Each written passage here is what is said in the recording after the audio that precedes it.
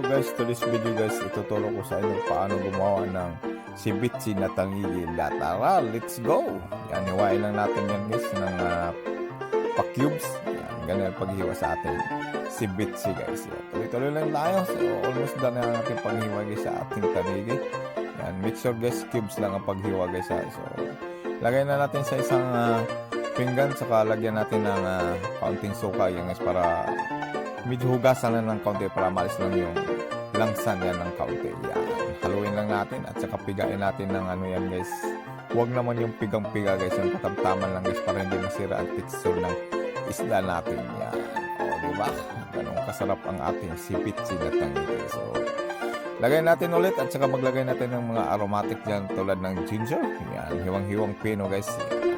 Pakasarap niya guys. Lalong masarap pag maraming ginger. Yan. Tuloy-tuloy tayo.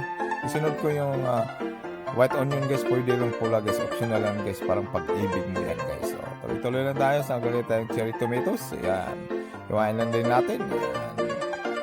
Ganun kasarap yan guys, naglagay rin ako ng seaweeds, yan, para dagdag aromatic at sa dagdag sarap, yan, lagay natin. So, naglagay tayong spring onion para dagdag din, pangpabango ang spring onion guys, lagay natin dyan, yan. Tuloy-tuloy tayo at saka naglagay tayo ng red chili yan para may kick, parang ikaw lang, parang may kick lagi sa pag-ibig. Naglagay din tayo ng 1 spoon of salt and 1 spoon of ground pepper yan. Whole lemon guys para sa ating sauce.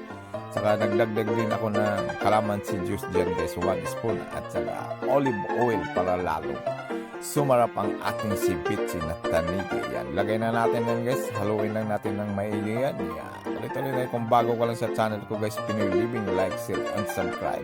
Sa FB naman guys, Arnold Bitanyo. Yan. Follow na lang guys. So yan ang aking sitting clip. Napakasimple guys, ngunit may dating yan. So lagay na natin ang ating ceviche tangigi para matikman ng lagmad ng people. Yan. Lagay natin yung natirang sauce. So, nag-garnish din ako ng cherry tomato dyan at saka spring onion. Yan. At saka naglagay tayo ng decor dyan, lemon. Yan. Ulitin guys. Thank you for watching. Sana gustuhan niyo ang ating video today, ang ating ceviche na tangigi.